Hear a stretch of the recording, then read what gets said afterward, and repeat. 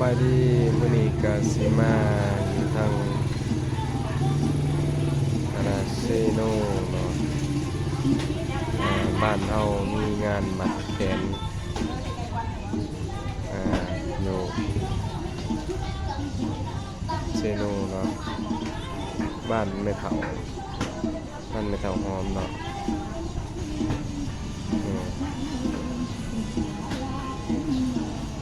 เพิ่นก็เก็บงานอยู่เนาะช่วงนี้เนาะ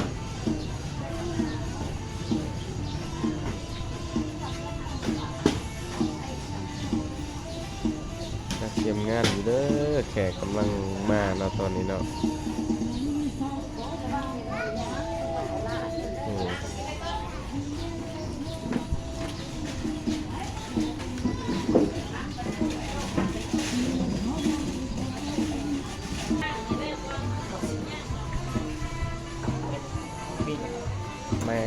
แม่ครัวเป็นแม่ครัว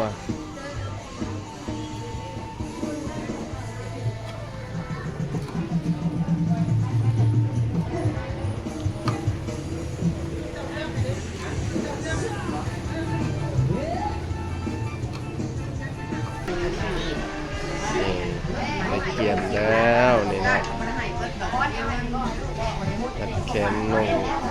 ชายเตือน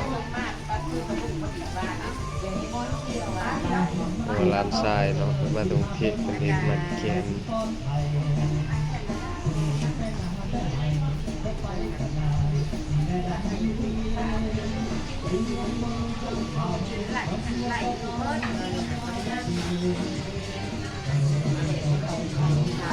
ก็เตรียมงานเนาะจังหน่อยเนาะเข้าสู่พิธีทีมงานเพิ่นกำลังติดตั้ง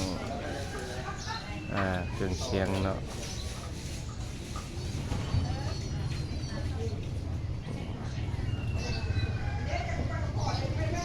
มวนมั่นแน่นอนมื้อนี้ FC ทุกคนเมาหามื้อแล้วยังบ่ได้หยุดอยู่มื้อนี้เป็นมื้อที่6แล้วนี่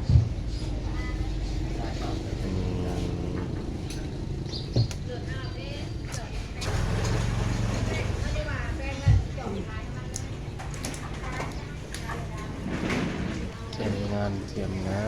น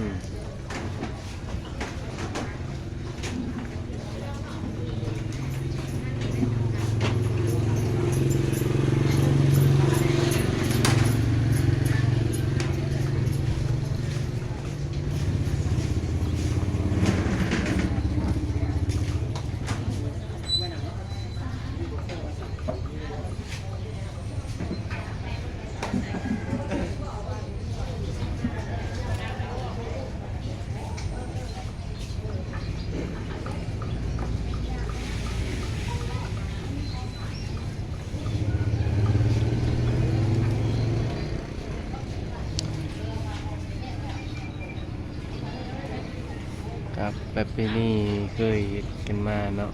ในช่วงปีใหม่บ่หรือว่าเป็นวันสำคัญเราก็จะได้เฮ็ดมัดแขนผูกข้อต่อแขนกันเนาะลูกหลานกลับบ้านหรือว่าสิเฮ็ดมัดแขนให้พ่อให้แม่เนี่ยประมาณนี้เนาะ FC ทุกคน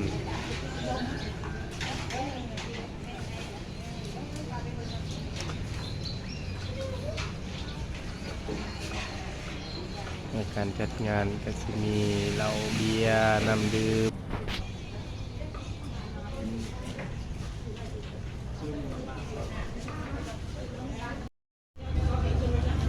งานในทรงน้ำแข็งเนาะน้ำก้อนเย็นทุกก้อนก้อนใดบ่เย็นยินดีคืนเงิน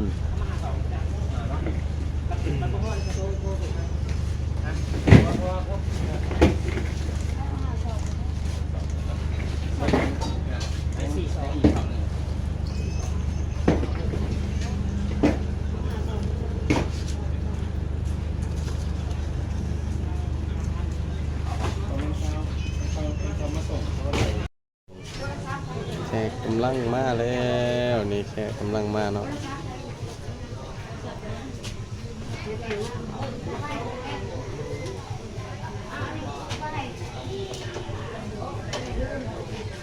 เ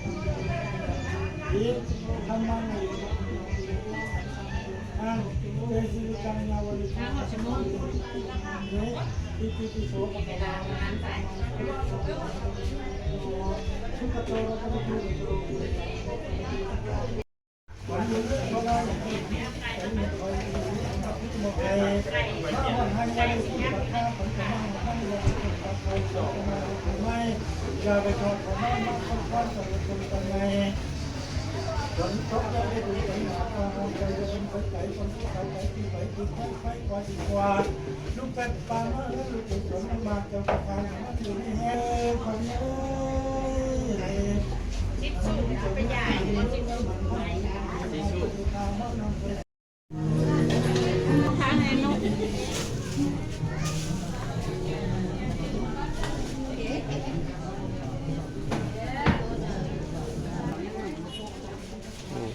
แม่ครัว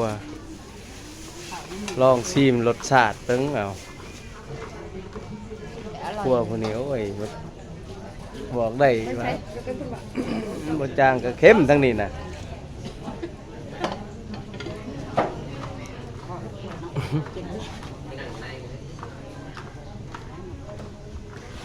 เอาพริกไทยมาใส่